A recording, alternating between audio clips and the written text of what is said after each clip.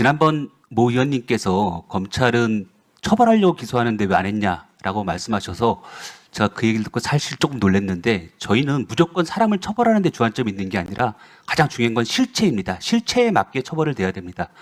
뭐 부산 돌려차기 사건도 그렇고 뭐 국정농단 사건에서도 마찬가지고, 예를 들어 계엄 사건에서도 저희가 공범이라고 주장을 하는데 재판부가 갑자기 방조 아니냐라고 했을 때 덜컥 저희가 방조로 공차 변경하지 않습니다. 가장 중요한 건 수사 결과 확인된 증거관계에 비춰서 실체가 어떤 것이냐가 가장 중요하고, 그 사건에서 만약에 유동규를 봐주려고 했다면 당연히 공여자로 하면 그냥 그 돈, 지금 공여자로 1심에서 인정되는 바람에 수수액이 6억으로 떨어졌습니다. 오히려 그렇게 되면 유동규가 훨씬 더 양형에서 유리한 수 있는데 저희는 절대 그렇게 판단할 수 없었다고 봤고, 사실 지금 민주당 의원님들께 제가 한 가지 좀 의문이 있는 건, 지금 민주당 의원님들은 김용 피고인이 돈을 받은 사실이 없다라고 하고 계시지 않습니까? 근데 불법 정치자금이 8억 원이 넘어갔는데 만약에 남욱, 정민용, 유동규, 김용까지 갔는데 유동규가 공여자가 돼버리고 김용 씨는 수수자가 아니다, 돈 받은 사실 없다라고 하면 이 사건은 공여자만 있고 수수자가 없는 사건이 돼버립니다. 논리적으로 그냥 사건 자체가 없어지는 겁니다. 그건 불가능한 일입니다.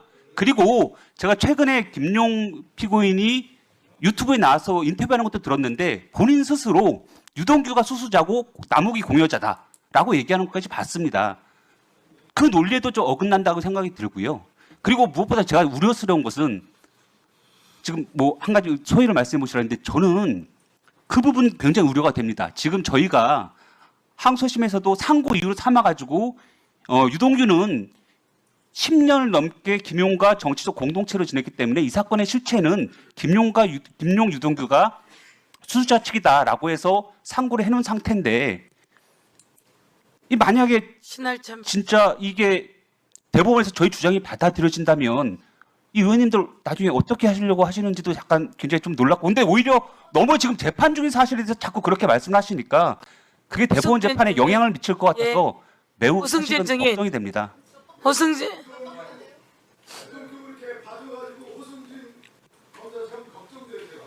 예. 저희는 절대 그런 사실이 없습니다. 그런 부분도 이미 법원 판단에서 김용 재판 1, 2심, 대장동 사건 1심에서 다 판단이 된 부분입니다. 네. 자, 이제 들어가세요. 의뢰인한테 그렇게 말씀하세요. 깨끗한 증거를 법원에다 내야지. 어려운 수로 증거를 오염시켜갖고. 지금 의뢰인한테 그렇게 말씀하세요. 아까 법원에서 공소장 변경. 자 보세요. 보기가 안 바꿨잖아요. 이재명 대통령 후보가 대통령 후보예요. 그런데 항소심에서 무죄가 났어요. 무죄가 나고 4월 24일 날 자료가 올라갔는데 4월 22일 날 올라갔는데 24일 날 파기환송 표결을 합니다. 법원이, 조희대 법원이. 예?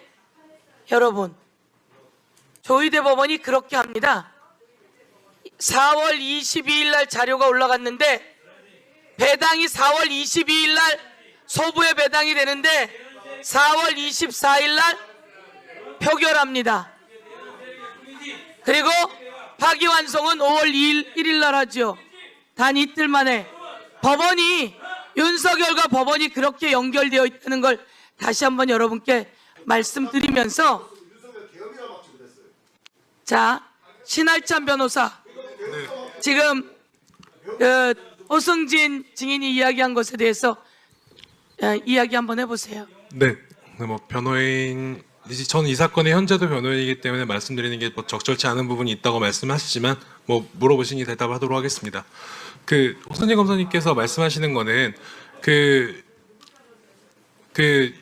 유동규가 김용 부원장에게 돈을 제공했다는 기본적 사실관계 아래서 김용 부원장은 수수의 공범이라고 기소한 부분, 뭐 그 법적 판단은 당연히 검찰이 그렇게 할 수 있고 검찰에서 당연히 공소장 변경 요구에 대해서도 그대로 유지할 수 있다고 생각합니다. 근데 다만 문제가 되는 부분은 저희는 당연히 유동규가 김용 부원장에게 정치자금을 제공하지 않았다라고도 주장을 하고 있지만 유동규가 그렇게 진술하도록 하기 위해서 그 진술을 공소 단계에서도 유지시키기 위해서 1심에서도 처벌을 안 받은 그 해당 공소사실을 예비적 공소사실, 즉 똑같이 돈이 흘러간 건 맞지만 이 행위를 수수의 공범으로 평가하느냐 정치자금의 제공으로 평가하는지에 대해서 양립이 불가능한 범죄 사실에 대해서 충분히 예비적 태길적으로 공소사실 변경이 가능한데, 통상적으로 다른 일반적인 사건에서 그렇게 많이 실제로 검사가 하기도 하는데도 불구하고